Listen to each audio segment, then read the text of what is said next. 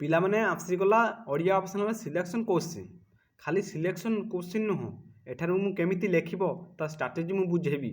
ଆଉ ପିଲାମାନେ 5ରୁ 5 ରହିବ, ଯେଉଁଟା ମୁଁ କହି ରଖେ ପିଲାମାନେ ଲଙ୍ଗ୍ କୋଶ୍ଚିନ୍ରେ 5ରୁ 5 ରହିବ ଯେଉଁଟା ଅଛି। ପିଲାମାନେ ଯେତେ ବି ଲଙ୍ଗ୍ କୋଶ୍ଚିନ୍ ପଢ଼ୁ ପିଲାମାନେ ଗୋଟେ ମାର୍କ ବି ତୁମଠୁ କଟିବନି। କାହିଁକି କଟିବନି ମୁଁ ଏ ଭିଡ଼ିଓରେ ବୁଝାଉଛି। ତୁମେ ଯଦି ଭିଡ଼ିଓକୁ ଫୁଲ୍ ୱାଚ୍ କରିନିଅ ପିଲାମାନେ, ମୁଁ ଡେଫିନେଟଲି ଚ୍ୟାଲେଞ୍ଜ ଦେଉଛି ତୁମକୁ, ତୁମେ ସମ୍ପୂର୍ଣ୍ଣ ଭାବରେ ବୁଝିଯିବ ଭିଡ଼ିଓକୁ। ଆଉ ଭିଡ଼ିଓ ଯଦି ମିସ୍ କରୁଛ ପିଲାମାନେ ତୁମେ ପରେ ପସ୍ତେଇ ପାର। ପିଲାମାନେ ଯେତେ ବି ନୋଟ୍ ଅଛି କେମିତି ଲେଖିବ ତା ସବ୍ ପଏଣ୍ଟ କେମିତି ସବୁ ଦେଉଛି ଏଇଠି। ଆଉ ସେଥିପାଇଁ ଟାଇମ୍ ହେଇଗଲା ପିଲାମାନେ। ଯେଉଁମାନେ ବି କାଇଣ୍ଡଲି ଭିଡ଼ିଓଟା ପାଇଯାଇଛ ପିଲାମାନେ ଭଲସେ ଦେଖ, ମୁଁ କହୁଛି ଭଲସେ ଦେଖ, ତୁମ ପାଇଁ ହିଁ ଗୁରୁତ୍ୱପୂର୍ଣ୍ଣ ପ୍ରଶ୍ନ ପିଲାମାନେ। ଓକେ, ଲଙ୍ଗ୍ କୋଶ୍ଚିନ୍ ପାଇଁ କହୁଛି। ଓକେ, ତ ପିଲାମାନେ ପ୍ରଥମ କୋଶ୍ଚିନ୍, ପଠିତ କବିତା ଅବଲମ୍ବନରେ ପରଶୁରାମଙ୍କ ଅହଙ୍କାରର ପତନ କିଭଳି ହୋଇଥିଲା ବର୍ଣ୍ଣନା କର, ବା ପରଶୁରାମଙ୍କ ଚରିତ୍ର ଚିତ୍ରଣ କର। ଏଇଟା କେଉଁଠୁ ଅଛି ନା ପରଶୁରାମ ଭେଟ। ଉତ୍ତର ରଖିବାକୁ ହେଲେ ମୁଖ୍ୟ ବିଷୟ କ'ଣ ରହିବାକୁ ପଡ଼ିବ ନା କବି ଏଠାରେ କିଏ, କବି କିଏ ବଳରାମ ଦାସ ଏବଂ ଜଗମୋହନ ରାମାୟଣରୁ ଏଇଟା କ'ଣ ହେଇଛି ସଂଗୃହୀତ ହୋଇଛି ପିଲାମାନେ। କେଉଁଠୁ ସଂଗୃହୀତ ହୋଇଛି ଜଗମୋହନ ରାମାୟଣରୁ। କେଉଁଟା ପରଶୁରାମ ଭେଟଟା। ଓକେ, ପରଶୁରାମଙ୍କ ବେଶଭୂଷା, ତାପରେ ସବୁ ପଏଣ୍ଟ କ'ଣ ଦେବା ପିଲାମାନେ ନା ପରଶୁରାମଙ୍କ ବେଶଭୂଷା ଦେବା।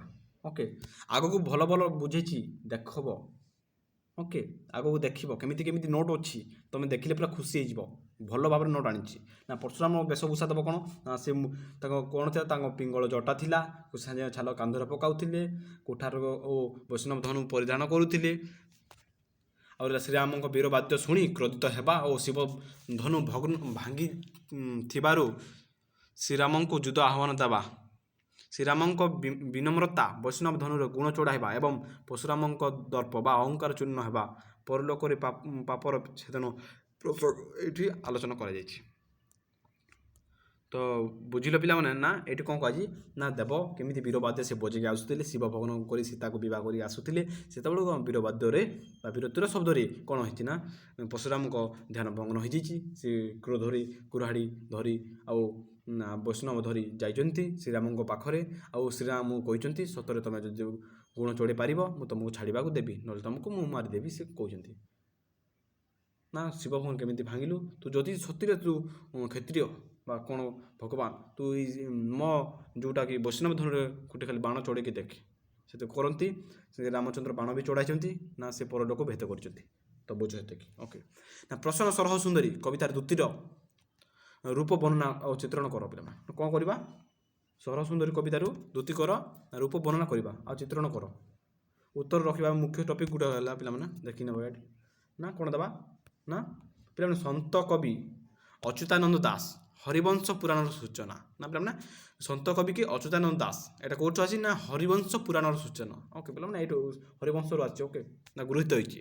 କ'ଣ ଦେବା ନା ବାହ୍ୟ ରୂପ, ପିଲାମାନେ ବାହ୍ୟ ରୂପ ଦେବ ନା ବୟସରେ ସେ କ'ଣ ଥିଲା, ବୃଦ୍ଧା ଥିଲା, ଦନ୍ତହୀନ ଥିଲା। କିଏ କିଏ ଥିଲା, ସରହ ସୁନ୍ଦରୀ ପିଲାମାନେ ଦନ୍ତହୀନ, ସେ ରୂପରେ ଜଗତ ଚିଣା ଥିଲା। ରୂପରେ କ'ଣ ଥିଲା ପିଲାମାନେ, ସେ ଜଗତ ଚିଣା, ଶ୍ୟାମଳ ବନ୍ୟା ଏବଂ ନାନା ଅଳଙ୍କାର, ତଟକୀ ନାକଚଣା ନୂପୁର ପରିଧାନ। କ'ଣ ତଟକୀ ନାକରେ ଲଗେଇଥିଲା, ନାକଚଣା ବି ଲଗେଇଥିଲା, ନୂପୁର ଲଗେଇଥିଲା ପାଦରେ। ତାନ୍ତ୍ରିକ ବିଦ୍ୟା ବି ଜଣା, ତାନ୍ତ୍ରିକ ବିଦ୍ୟା ନା ଅମନ ମୋହନ ବଶ୍ୟ ତଥା ଉଟ୍ଟାଚନ ବିଦ୍ୟାରେ ନିପୁଣା ଏବଂ ସମସ୍ତଙ୍କର କ'ଣ ସେ ଡାକୁଥିଲେ ତାକୁ ନା ଆଈ ବୋଲି ଡାକୁଥିଲେ। ସେ ସମସ୍ତଙ୍କ ପ୍ରିୟ, ସମସ୍ତେ ତାକୁ କ'ଣ ଡାକୁଥିଲେ ନା ଆଈ ବୋଲି ସମ୍ବୋଧନ କରୁଥିଲେ। ବୁଝ ପିଲାମାନେ, ଗପପୁରୀ ରାଧା ମାଧବଙ୍କୁ ମିଳନକାରିଣୀ ଓ ବିଶ୍ୱସ୍ତ ମଧ୍ୟରେ ଭାବରେ ତାର ପ୍ରେମିକା ହେଇଛି ବା ପ୍ରେମିକା। ଆଉ ସେ ଆଗକୁ କହିଛନ୍ତି କି ତାକୁ ପ୍ରେମ ଛଡ଼େଇବା ମନ୍ତ୍ର ଆଣିଦିଅ କୃଷ୍ଣଙ୍କ ଠାରୁ। ଦେଖିବା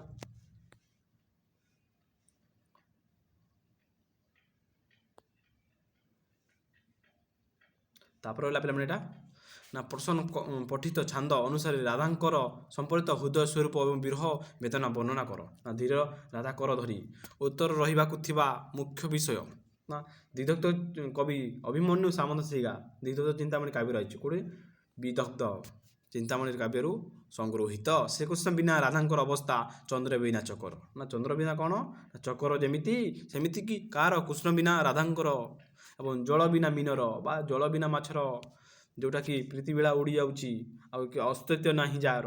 ଓକେ, କୃଷ୍ଣଙ୍କୁ ନାରୀ ମରା ନୀତି ଅଭିଯୋଗ ଏବଂ ରାଧାଙ୍କର ପିପାସା ଚାତ କିପରି ଦହନ ହେବ ଏଇଟା ସେ କହୁଛନ୍ତି। ଆଉ କହିଛନ୍ତି ଦ୍ୱିତୀୟରେ ଦ୍ୱିତୀ ଯା କୃଷ୍ଣଙ୍କ ପାଖରୁ କ'ଣ ଆଣିବୁ ନା ଆଣିବୁ ପ୍ରେମ ଛଡ଼ାଇବା ମନ୍ତ୍ର। ସେ କହିଛି ଏମିତି ନା ଦୁତି ହାତ ଧରି କୃଷ୍ଣଙ୍କୁ ପାଦ ଧୂଳି କିମ୍ବା ପ୍ରେମ ଛଡ଼ାଇବା ମନ୍ତ୍ର ମାଗି କାତରା ନିବେଦନ କରିବ, ସେଇଟା କୁହାଯାଇଛି। ଓକେ, ଆଉ 4 ନମ୍ବର ପିଲାମାନେ ପଠିତ କବିତାରେ ବାତ୍ସଲ୍ୟତର ରସର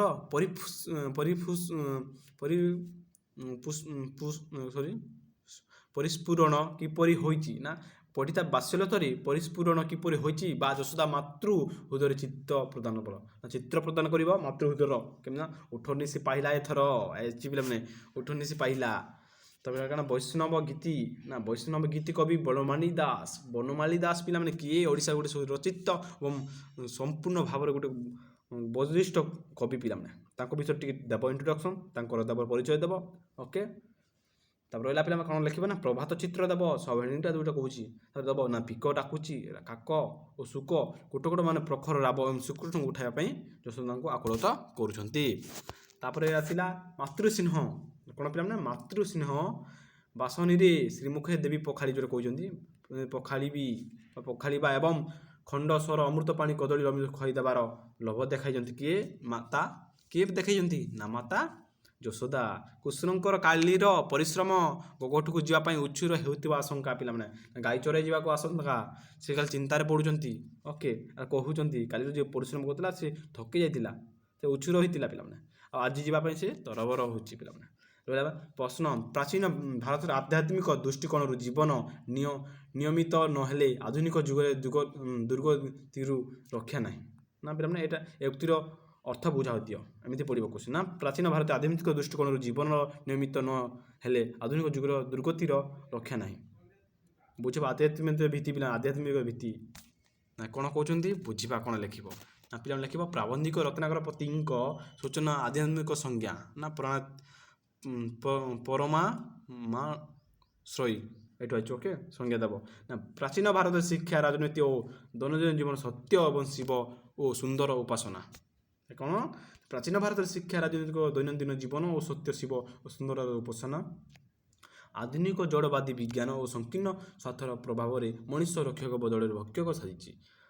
ମଣିଷ କ'ଣ ବାଛି ଆଧୁନିକ ଜଳ ବିଜ୍ଞାନ ସମୟରେ ମଣିଷ ରକ୍ଷକ ଜାଗାରେ ଭକ୍ଷକ ସାଜିଛି।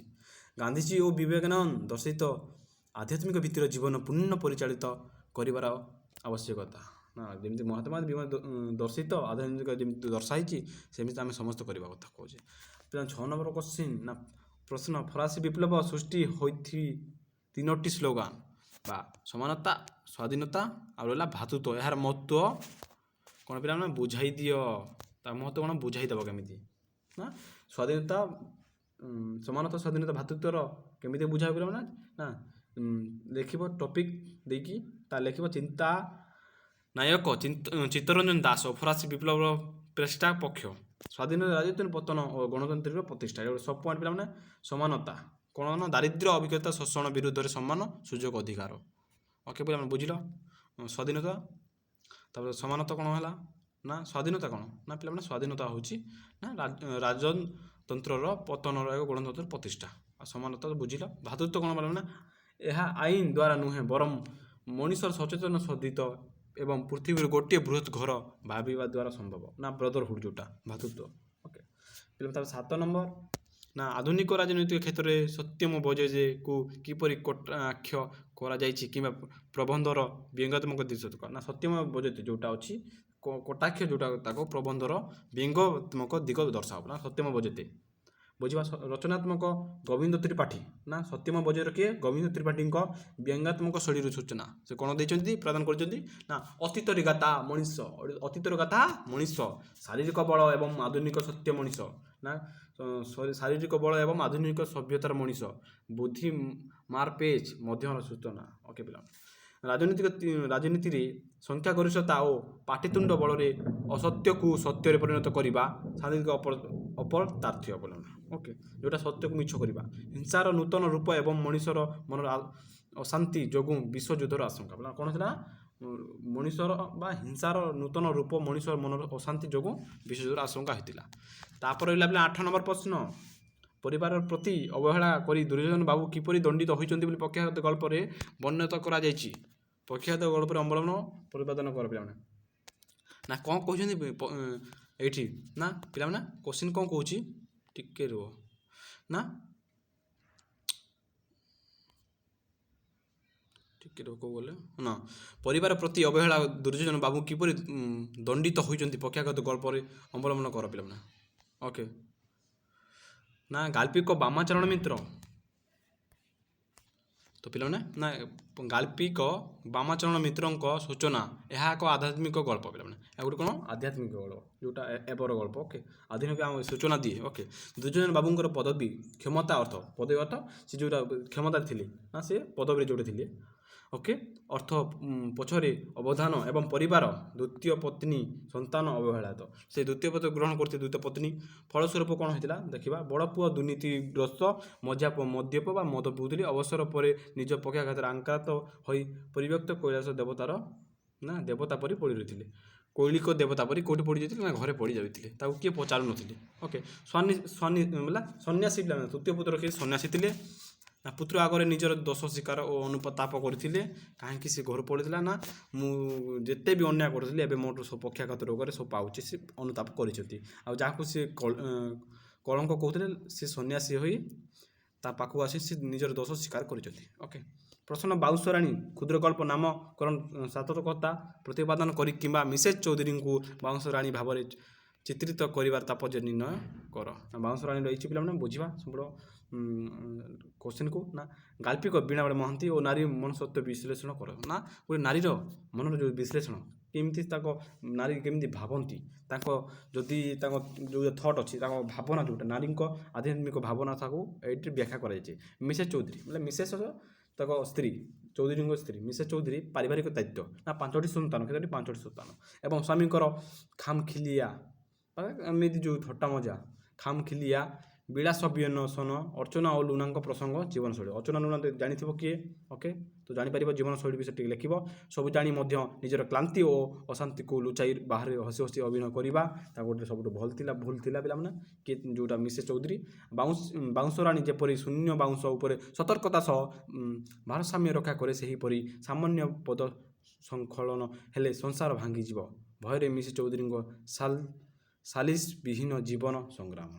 ତ ଏଇଟା ପିଲାମାନେ ରହିଲା ଏମିତି ଦେବ ହେଡ଼ିଙ୍ଗ ମାନେ ଦେବ ପିଲାମାନେ ହେଡ଼ିଙ୍ଗ ଅର୍ଥ ବୁଝିଲ ନା ସବୁ ହେଡ଼ିଙ୍ଗ ଦେଇକି ଲେଖିବ ନା ପିଲାମାନେ 10 ନମ୍ବର ପଢ଼ିବା ନା ଶିକ୍ଷିତ ସହରୀ ବାବୁମାନଙ୍କ ନିକଟରେ ମାଆର ଗୁରୁତ୍ୱ କିପରି ହ୍ରାସ ପାଇଛି ମା ଆସିଲେଣି ଗଳ୍ପ ଅବଲମ୍ବନରେ ଏହାର ସତ୍ୟତା ପ୍ରଦାନ କର। ମା ଆସିଲେଣିରୁ ଅଛି ପିଲାମାନେ ଶାନ୍ତନୁ କୁମାର ଆଚାର୍ଯ୍ୟ ଯେଉଁ ଲେଖିଛନ୍ତି କ'ଣ କହିଛନ୍ତି ସେ ମା ଆସିବାର କଥା ଗୁରୁତ୍ୱ ହ୍ରାସ ପାଇଛି ଯେଉଁଟା ଆମେ ଆଲୋଚନା କରିବା ନା ଶିକ୍ଷିତ ଓ ସହରୀ ବାବୁଙ୍କ ନିକଟରେ ମାଆର ଗୁରୁତ୍ୱ କ'ଣ ରହିଛି ପିଲାମାନେ ଯେଉଁଟା ମା ଇଜ୍ ଏଭ୍ରିଥିଙ୍ଗ। ଓକେ ଶିକ୍ଷିତ ଯେଉଁଟା ମାଆଙ୍କ ନିକଟରେ କ'ଣ ପାଇଛି ସେଟା ବୁଝିବା ନା ଗାଳ୍ପିକ ଶାନ୍ତନୁ କୁମାର ଆଚାର୍ଯ୍ୟ ଯେଉଁଟା ମୋ ମିତ୍ରଟା ଆଚାର୍ଯ୍ୟ ଏହା ଶରୀର ତଥା ବସ୍ତୁବାଦୀ ସମାଜର ମାନସିକତା ନା ଗୋଟେ ମାନସିକତା ଗୋଟେ ଆମ ଯେଉଁଟା ରହିଲା ସମାଜ ଗୋଟେ ମାନସିକତା ବକ୍ତୁଟା। ଓକେ ଚୂଡ଼ାମଣି ଯେଉଁଟା ଥିଲା ଚୂଡ଼ାମଣିଙ୍କ ପରିବାର ମା ପ୍ରତି ସମୟ ଓ ସ୍ନେହର ଅଭାବ ନା ଚୂଡ଼ାମଣିଙ୍କ ପରିବାରରେ ମା ପ୍ରତି ସ୍ନେହ ସମୟର ଅଭାବ ମାଙ୍କୁ ପିକୁଲିଆର ଭଦ୍ର ମ୍ୟାନ୍ ବୋଲି ଭାବିବା ନା ପିକୁଆଲ ଯେଉଁଟାକି ଷ୍ଟ୍ରିଟ୍ ମ୍ୟାନ୍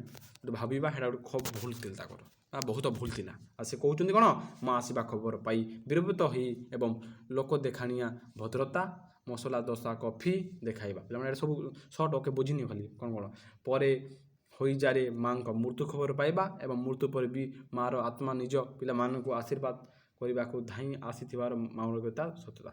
ମା କ'ଣ ବୁଝିଲ ପିଲାମାନେ ମା ମରିସାରିଲେ ବୋଲି ବି ଛୁଆକୁ ପାଖକୁ ଆସି ଆଶୀର୍ବାଦ ଦେବା ଏଇଟା ବୁଝିଲ ନା ବୁଝ ସେ ମରିସାରିଥିଲେଣି ତାଙ୍କ ମା ହାଇଜାରେ ତଥାପି ଆସିଲେ ଯେମିତି ସେ ଆସନ୍ତି ଆଉ ତାଙ୍କର ଯେଉଁଟା ବିହେଭିଅର୍ ଥିଲା ଟିକେ ବି ବିହେଭିଅର୍ ଚେଞ୍ଜ ହେଇନି। ଓକେ ସେ ଆସିଲେ ପୁତ୍ର ନାତି ନାତୁଣୀଙ୍କୁ ଦେଖିଲେ ସାଙ୍ଗ ରହିଲେ ମସଲା ଦୋସା ଖାଇଲେ ଆରାମରେ ଗଲେ ପିଲାମାନେ। ଓକେ ତ ପିଲାମାନେ ଯେଉଁଟା ଆମେ 10ଟା କୋଶ୍ଚିନ୍ ଆରମ୍ଭ କଲା ପିଲାମାନେ ଏଇଟା ଗୋଟେ ମୋଷ୍ଟ ଇମ୍ପୋର୍ଟାଣ୍ଟ କୋଶ୍ଚିନ୍ ପିଲାମାନେ ଯଦି ତୁମେ ପିଲାମାନେ ଓଡ଼ିଆ ଅପସନାଲ୍ ପିଲାମାନେ এইটা যদি দেখি যাଉଛ ଗୋଟେ ଭିଡ଼ିଓ ଯଦି ଫୁଲ୍ କିଏ ଦେଖିଛ ପିଲାମାନେ thankful to watching this video ପିଲାମାନେ କହୁଛି ତୁମେ ଭଲ ମାର୍କ ରଖିବ ଆଉ ଏଇଟା ନୋଟ୍ କରି ପକାନ୍ତୁ କହୁଛି ମୁଁ 100% କହୁଛି ଏହି କୋଶ୍ଚିନ୍ ହିଁ ପଡ଼ିବ ତୁମେ ଭଲ ମାର୍କ ରଖିବ ପିଲାମାନେ ଆଉ ଯଦି କିଏ ଛାଡ଼ି ଦେଉଛି ସେ ପରେ ପସ୍ତାଇବେ। ଓକେ ପିଲାମାନେ ଯଦି ପିଲାମାନେ ଏଇଟା ଆଭଏଡ଼ କରନି ପିଲାମାନେ ମୁଁ କହୁଛି ବାରମ୍ବାର କହୁଛି ଏ ଗୋଟେ ଭଲ କୋଶ୍ଚିନ୍। ଓକେ ଯେତେବେଳେ ସିଲେକ୍ସନ୍ କୋଶ୍ଚିନ୍ ତ ପିଲାମାନେ ଆଜି ପାଇଁ ଏତିକି ଦେଖା ଆଉ ଗୋଟେ ନୂଆ ଭିଡ଼ିଓରେ ରହୁଛି ଜୟ ହିନ୍ଦ ଜୟ ଭାରତ ଗାଇସ୍।